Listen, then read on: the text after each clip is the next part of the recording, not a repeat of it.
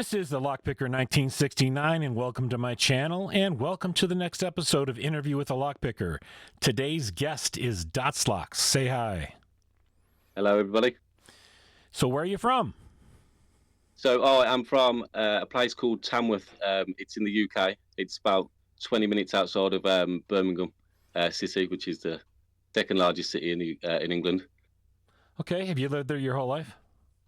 I have, yeah, hereabouts. I've lived a few places, but it's always been within like a 10-mile radius of the actual town. It's where all my family lives, so we're quite close. So we all live fairly near to each other. Okay, so here's maybe a question I don't normally ask, I guess, but being in the UK, have you met any other Locksporters from the UK in person at all?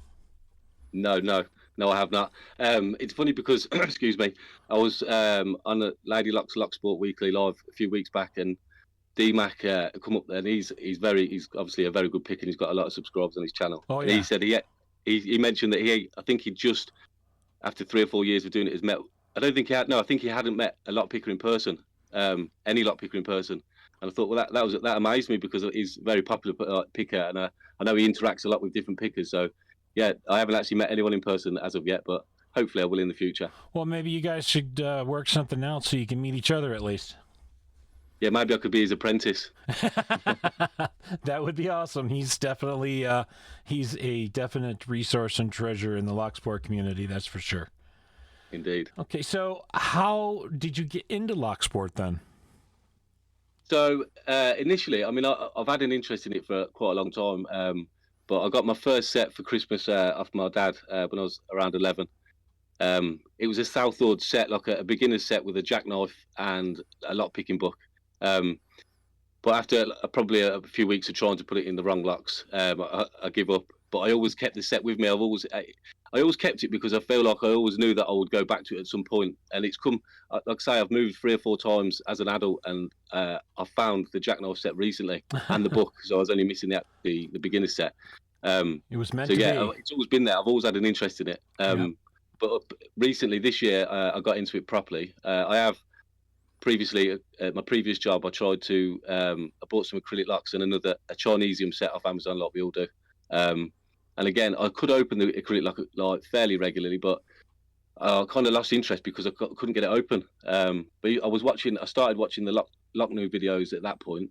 And then this year, 2024, I do a lot of reading. So I'd read probably 30 or 40 books up until June this year, and I was kind of had a bit of an information overload, but I wanted to do something rather than read, put something into practice. So I come across as I was looking for a book on Amazon, I come across a lockpick set, like the ones that you get. It's like, I think it was about £30 English pounds. Yeah. You get 3 or 4 acrylic locks with like different types of locks, and you get like about 40 lockpicks, which we all know you can probably only use about 3 of them. But that's what got me. That's what got my foot in the door. And to be honest with you, because I got the acrylic lock open pretty quick, and yeah, when I got into it 3 years ago, when I tried it then, I didn't realise that Locksport was a thing. I'd found quite a few, like I was watching Locknoob and a few Bosnian Bill and a few others, but Locksport itself hadn't appeared to me on YouTube at that point. I didn't realise it was a sport until this year, and when I realised it, and I think it was a Locknoob videos, and I think it's like 101 things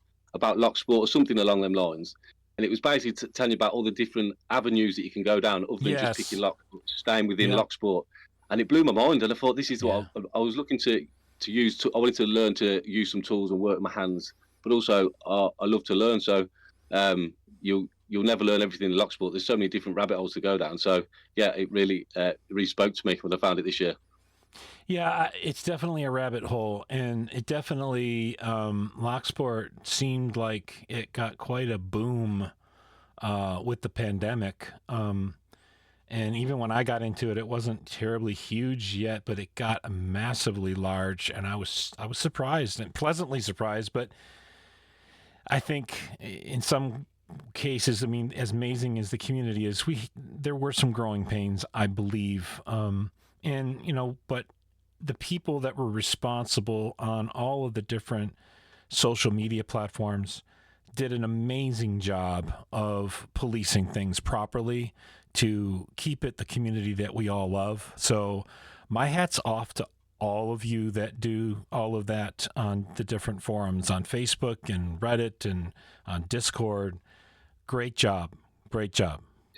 No, So, I agree. I don't think I've ever come across a community that is so well policed in that sense, where like everybody no. understands the rules, everybody understands how like it's there's so much love in the community and support. Like I've never found that in any of I've been involved in a different, not online communities, so to speak. This is the first time I've ever used Discord or Reddit.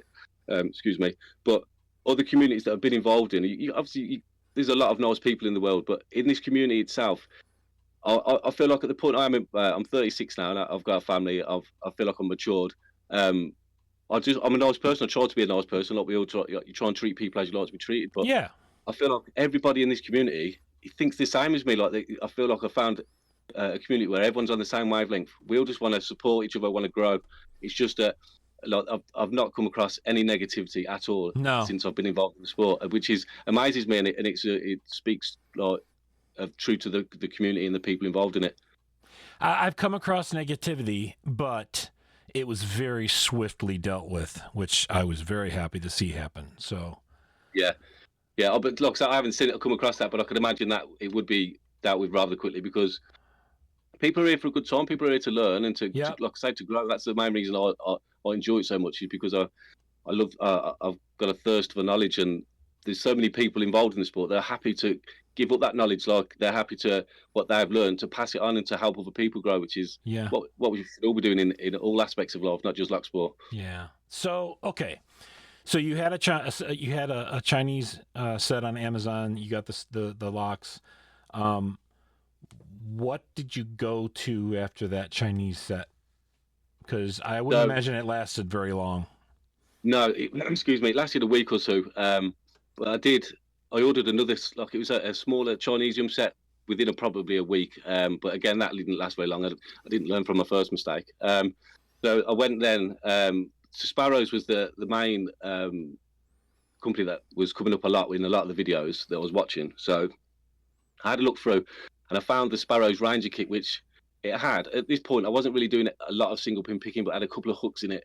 So I thought, well, it had hooks, rakes, but it also come with shims and a few other a knife, and it come with things that I could have used to open locks in different ways, which is something I was interested in. So I thought that was the next progression for me. But again, that didn't last too long, to be honest with you. It probably lasted me about a month before I got to the point where I needed slightly thinner and maybe bigger picks, because the locks that I was coming up, because once I'd got my acrylic lock opened, I went straight to a Master 3, and I started buying locks quite quick, because what I realised was I wanted to keep my confidence up.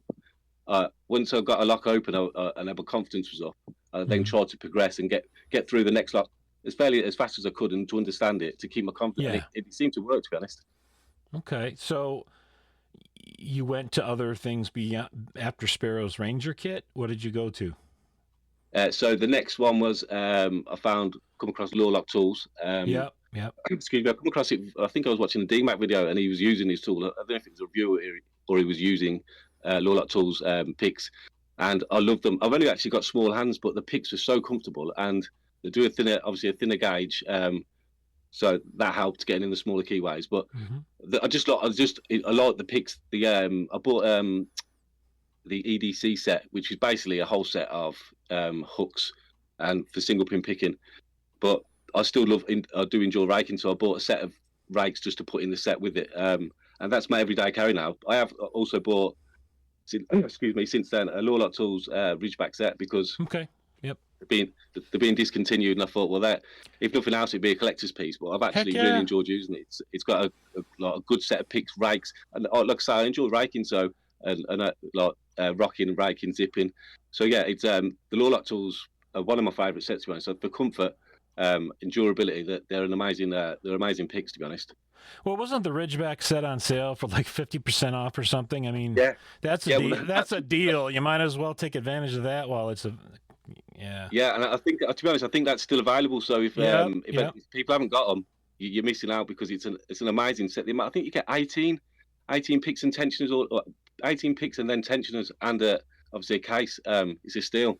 Yeah, but it could be. I think it's been discontinued, so I wanted to keep keepsake more than anything. Nope, Very understood. Definitely have a set of LLuux tools myself, and I did enjoy them. Just some aspects of them didn't work well for my big hands. So anyway, Yeah. um, what kind of challenges did you face when you were learning lockpicking? Um, so initially, I learned to pick single pin pick. You might call it upside down, being from across the pond, but it's or the Euro way of picking. Um, but mainly because the pick placement was a struggle for me to trying to do it up, and it weren't really so much the placement. I just couldn't feel the pins. Whereas when I did it down, maybe it's because of the strength of the springs. I'm not sure. I seem to find the pins a lot easier picking down. But that was when I get into like smaller keyways, and it was a struggle to pick down. So I think it was when I got to uh, the American 1100, which is obviously a milestone for a lot of us out there. Yeah. Um, I tried to pick down, and it wasn't happening. But I come across, like I said, I've mentioned, I watch a lot of DMAC videos, and I come across a video in particular of him explaining exactly how he picks an 1100 in his process. And I come home from work one morning. I've never picked up, not successfully anyway. Watched this video, and within 3 minutes, I'd opened an 1100 that I'd spent a couple of days trying to open, just couldn't open. The video, it spoke to me, and something in that video, well, what it had, the way he explained it, I just understood. So Yeah. Yep. from then, I had the confidence to pick up then, and to be fair, I'm getting I'm not the best, don't get me wrong, but I'm getting a lot better at picking up. Excuse me. It's awesome when you have that epiphany, right? Yeah, yeah. It's something just clicks, and it, excuse the pun, but something just clicks in it, and it just makes sense. But I think that comes with just hounding something and practicing and practicing. And I tend to, if I get a lock, I will try as many different picks and tensioners as I possibly can to Yeah. find the best and easiest way to open it. Because you might be able to open a lock multiple ways, but there's a faster and easier way if you can find it. Yeah, one of the other things I think some people have difficulty with is figuring out what's the right tool to use, the right thickness, and it takes a little Yeah, while to really get the fact that you need it to be able to get up there and past the wording, and still be able to feel everything and have enough. If the lock has pins that need a lot of force to move them, then you obviously aren't going to work well with a thin pick. So it's kind of yeah. you have to figure all that out And along the way. another Okay. thing that I discovered, which I'm still very much a beginner, is tensioning. I think Yes. I've watched a few videos and a few pickers that are a lot more advanced than me, and most of them mention the fact that tension is the key. I think if you get your tension right, obviously each lock tensions differently, but like I found that I struggle. It's a bit of a nemesis of mine is the IBUS, but I've steadily improved because I've steadily worked out the tension that's needed for the locks, and Yeah. they have a bit better tolerances, so you have to use tension differently. But I'm slowly figuring that out. But yeah, tension and pin placement was the things that I probably struggled with the most, or still struggle with. There was a video done by Trucking Lock on tension. He did it a while back, but it was a very well done video explaining tensioning that I can recommend to anybody pretty much. If you're just learning and want to learn more about tensioning, what it's about, and how to go about doing it, go check his video out. I think he put it out I'll have to have a look. maybe a year and a half Also, or so ago. yeah, well, there's also a video I come across. It was the helpful lock picker, who I watched a lot when I first got into it, and he did a tensioning video, and he was using like small padlocks to hang off the end of the tensioner to show you what kind of weight you needed to use, like strength in the tension. And it was a really clever video, to be fair, how he did it, and he was picking locks with it, and I thought, oh, that makes perfect sense. It kind of shows you how much pressure to put on the tensioner, which is a thing that you have to learn just by practice. I think each person learns it like their own way, but it is a key. Yeah, Excuse the pun. definitely. Okay, so in your journey, I'm sure. So you've mentioned the helpful lockpicker. You've mentioned DMAC. Were there any other additional YouTubers that help provide some insight and help you along your journey as well? Oh yeah, definitely. So one of the big, and I think this is probably for a lot of people, was Locknoob. I just enjoy his videos. They're easy to watch, but they're very informative, and he explains things Yeah, really well. And he's a very good picker. Like he's a very smooth and skilled picker. Like you don't you don't see him jerking. He's picking that. He's very smooth and precise in what he does, but he explained things really well. Obviously, lockpicking law is one that a lot of people get into because a lot of people who aren't into lockpicking just come across his because he's got so many.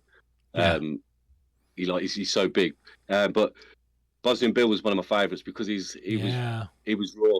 He made mistakes and he explained it. If you see some of the challenge locks that he's come up against that have just beat him, and he's done a video saying that he can't pick it up, whatever.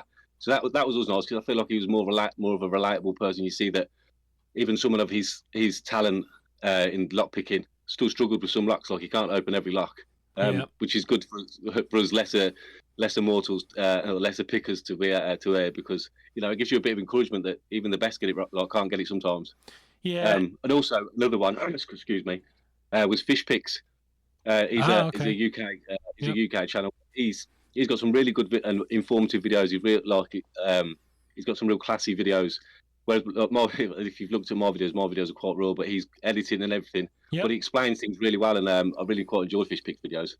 He won several community awards, if I'm not mistaken. Did I? I didn't realize that. Yeah, and for the I think it was the Lockey Awards.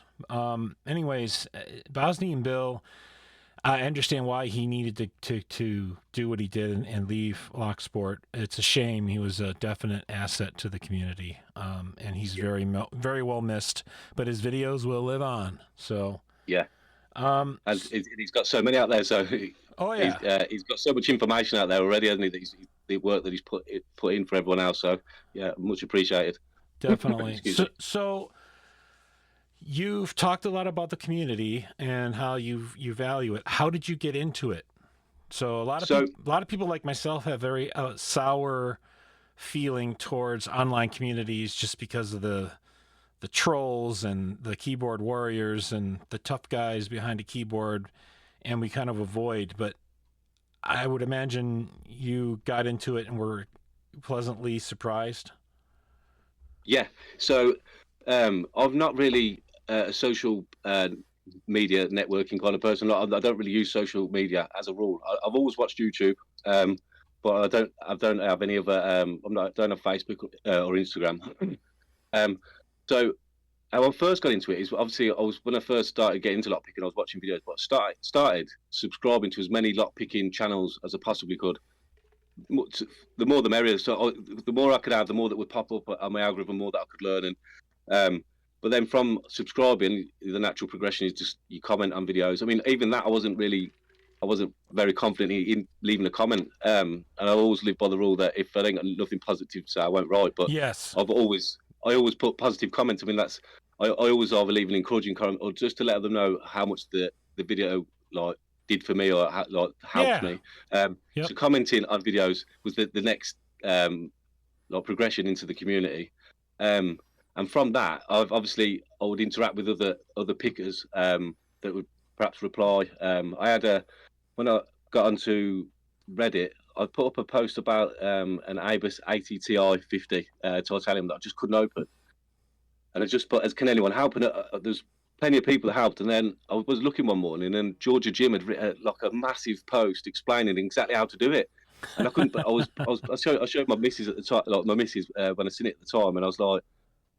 She was like, "Wow, what does that mean?" I was like, "That's Georgia Jim. He's one of the best pickers in the world, and he's took the time to, to explain it to me." And I was really taken aback by the depth that he got into. And I commented back and said how appreciative I was. And the people in the community are they've always been so supportive, whether you're new or you've been in the community a long time. And that's the thing I love about it.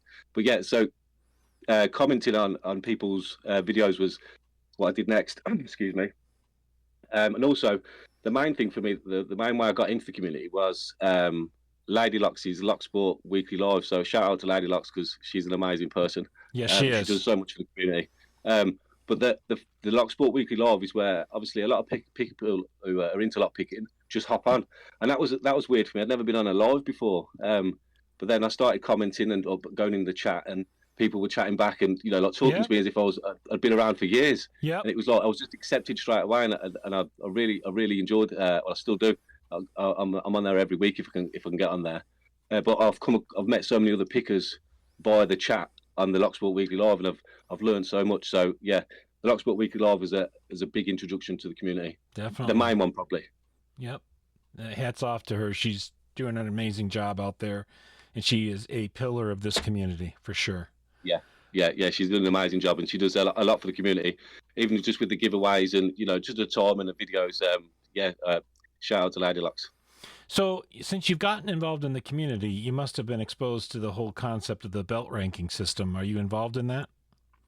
Yeah, so I've come across the belt ranking system via a Sandman video. I didn't come across Sandman's channel probably until a couple of months getting into the sport, and I loved it. I love his reviews. He knows his stuff, but he's big on the LPU belt system. And when I watched it, I was like, it was just another aspect of it goes even further. Like this, Yeah. You can now get rankings and that to me was. It makes it obviously more like a sport in a sense. So you can achieve things and you can work towards things, which I think a lot of people like. I like myself, but the belt system itself, I'm following loosely, unofficially. I do intend on doing a belt video, submission video for my green belt. But the locks, I was going to do it with an 1100, but the three that I've got that beat up the top of the keyways that I struggle to keep the tension now to pick them. So I think I'm going to need to order a new one before I do my belt submission. Okay. But yeah, that is definitely something I plan to do. Okay, cool. Look forward to seeing you progress. In the pre-interview, you mentioned that you had picked your first ever challenge lock and that you were interested in learning how to make them. You want to talk about that? Yeah, yes. So, as I was saying about commenting on videos, Mr. @Lock Junkie commented on one of the videos, and basically he offered to send me a challenge lock and some stickers and some poker chips, which I was blown away by. So, thanks to Lock Junkie for that. But he basically sent me them. So I've been working on my first ever challenge lock. But it's kicking my bum a little bit at the minute. I haven't managed to open it, but I'm still working on it.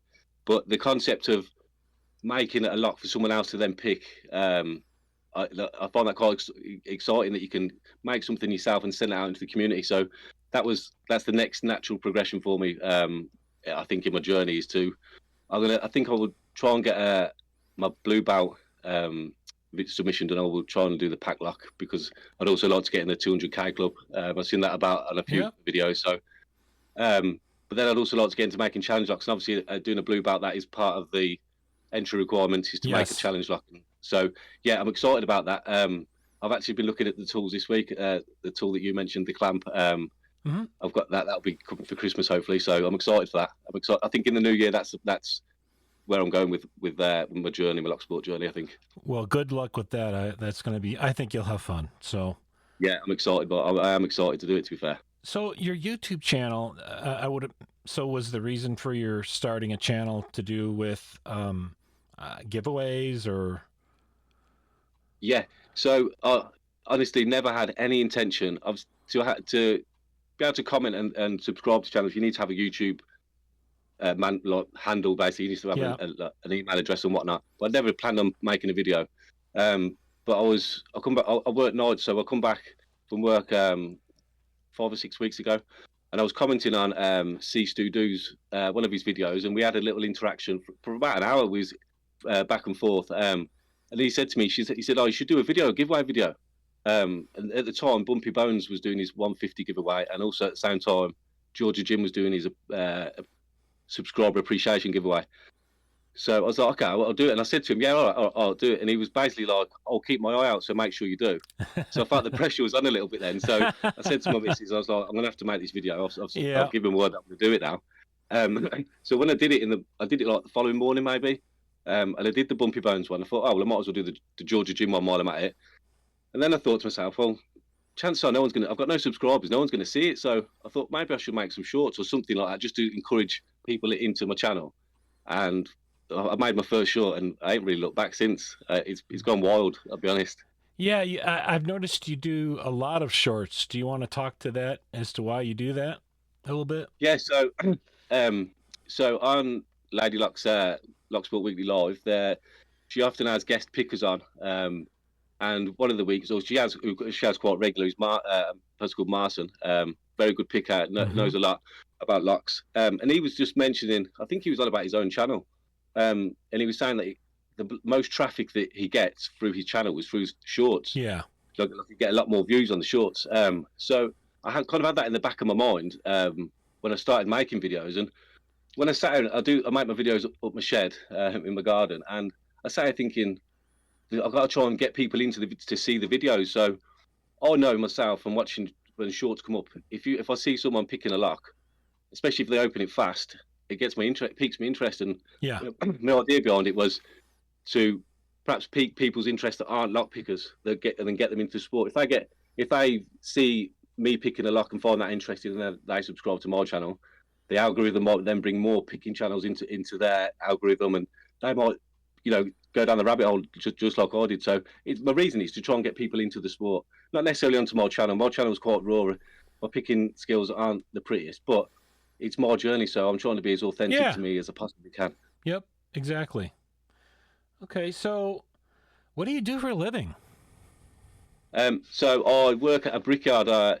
We make engineer bricks. So the blue bricks that they put at the base of the house is to stop the water getting through. But there's quite a niche. There's not many factories in the UK that make them the blue bricks. So we're quite a niche market. Okay, all right. So I had you prepare for this one in advance, but are there thank yous that you'd like to give to any Locksporters out there? Yes, there definitely is. Yeah. So my first one will be to C. Stu or Mr. Charles Watt. Oh yeah.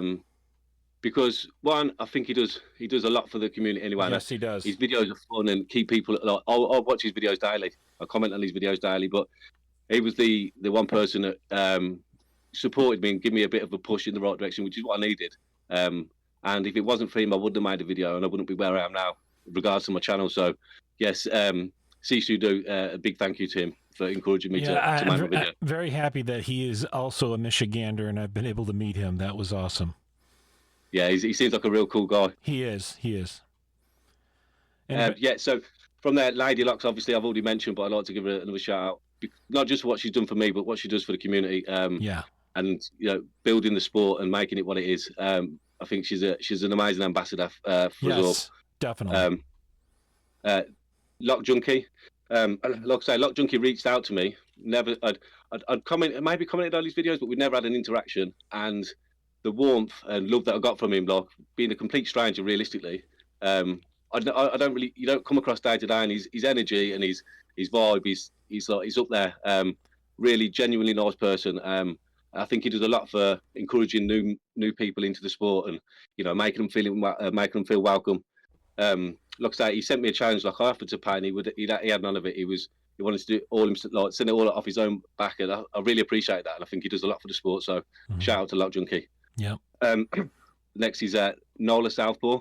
Because someone mentioned to me to hit Nola up on Discord regards to a channel logo. So I come back one morning and I messaged him. We had a bit of an interaction, and by the time because I worked nights, so by the time I woke up that afternoon, he got back to me and he'd come back with like 12 different designs within hours. And he didn't want nothing for it. He just does it for the love of it. But he's not just for me. He's done it for a lot of people in the sport. And I think he's an unsung hero. But he's not actually, because I think a lot of people they show him the love because he deserves it, and he does a lot for the sport, like for free, just using his own time. So yeah, big shout out to Nola. Yep. Okay. And to be honest, these are the people that I haven't interacted with, but have had a big part of my journey, and it's like D-Mac, Lock Noob, McNally. I'm a bit of a McNally fanboy. I love his videos, I love his shorts, and I feel like his videos are what encourages people who aren't necessarily into lockpicking into the lockpicking world. I think he's got a big pull with his videos because they're just fun. And I think it makes lockpicking look fun because it is fun. But I don't think the average person who isn't into lockpicking understands that. But I think he brings a lot of people into the sport that probably wouldn't ordinarily be into lockpicking. Some of his videos that I find the most entertaining are the ones that involve throwing sharp objects, but yeah, that have nothing to do with lockpicking. Exactly. yeah, me too. Okay, all right. So, is that all for the thank yous? Well, to be honest, yeah. There's a lot more people that I've interacted Yeah, with. I just yeah, like, as a whole, I'd just like to say thank you to everybody that's interacted with me. Like I say, I've had nothing but positive interactions with people, and you know what? It's so refreshing to see that people, wanting other people to grow and just be supporting for the sake of supporting. Not having to, no, a lot of people in Locksport aren't gaining anything by the things they do. They're just doing it for the love of the sport and to help other people grow, which I love, and I love that about yeah. sport. So I just like to thank the community as a whole and everyone that I've interacted with up to this point. Okay, so last question before we wrap up. Um, other than the community, what is your favorite thing about Locksport? Um, so I believe the size, the vastness of it. So by that I mean I've got into lockpicking, and at this point in my journey, I pick pins, so like pin tumblers. But there's so many different avenues. Like the next Yeah, thing for me is going to be my blue belt and challenge locks, and that could in itself would be a whole different rabbit hole. And then from there, like I mentioned, C Stu do, and there's Coxie picks. They're shacklemen. They're into opening cuffs, and even that interests me. So that's probably going to be another avenue that I explore. But there's hmm so many different avenues. You can yeah, stop picking lock for a whole entire year, but not leave the lock sport. yep. You can still be involved in the community, which is what I love because I don't want to flip from one hobby to another. I found something I love and enjoy. And like I said, sometimes you might get a bit stale, you might get a bit bored of doing what you're doing, but you can still stay within the sport. And that's the beauty of it. And I think that's what I love about it the most. I'm right there with you. It's why I've continued to do these interviews, even though my picking has been a lot more sparse. I do pick when I can during breaks when I'm working and so forth, but I understand exactly what you're saying because I'm still working on stuff in Locksport, Yeah, even if I'm it's not so doing. vast, isn't it? So, Yeah, it is. So, and still have plenty I want to that I want to do still. So. yeah, to be honest, I mean, obviously I'm new. I've only been in it since June, but I could be in this sport for 10 years and not even scratch the surface of it, which is Yep. what I love the most because it's Yep. exciting because like I say, I've got a bit of a thirst for knowledge. I always have done. So there's plenty to learn. Agreed. So, all right. So, do you have a final message for our audience before we wrap up? Um, One thing I would say, especially to new pickers, is take a leaf out of my book. I'm not. I've never been a techie person. I've never really been into making videos. But once I dipped my toe and I made my first video and I had the confidence to do it, just to try it, my whole lockpicking journey's changed again now, and it's changed for the better. So I just encourage anyone who's getting into lockpicking as a channel, maybe just to enter a giveaway video Yep. to try and see if it's for you. But I can guarantee 99% of people it will be for you, and you will enjoy it. So I just encourage people to start their own channels, make videos, and get into lockpicking that way. Because for me, it's been a wild ride, and I've loved every minute. Agreed. Agreed.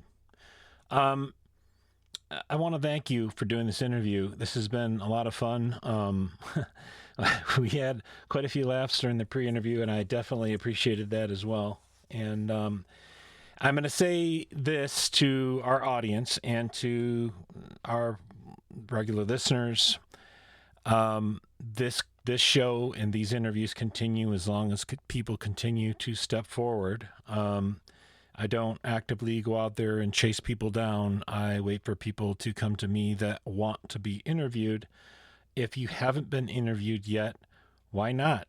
I try to make it a fun process. I try to make it something that you remember afterwards. And it really it presents the opportunity for people to get to know you and perhaps have some people seek you out because they have something in common with you. So by all means, come forward, get interviewed. Like I said, it's a painless process. You'll have some fun along the way as well. And with that, I'll wrap up. If you are a subscriber, thank you. If you are not yet a subscriber, please click that subscribe button, turn on notifications and all, and hit like on the video. And thanks for listening.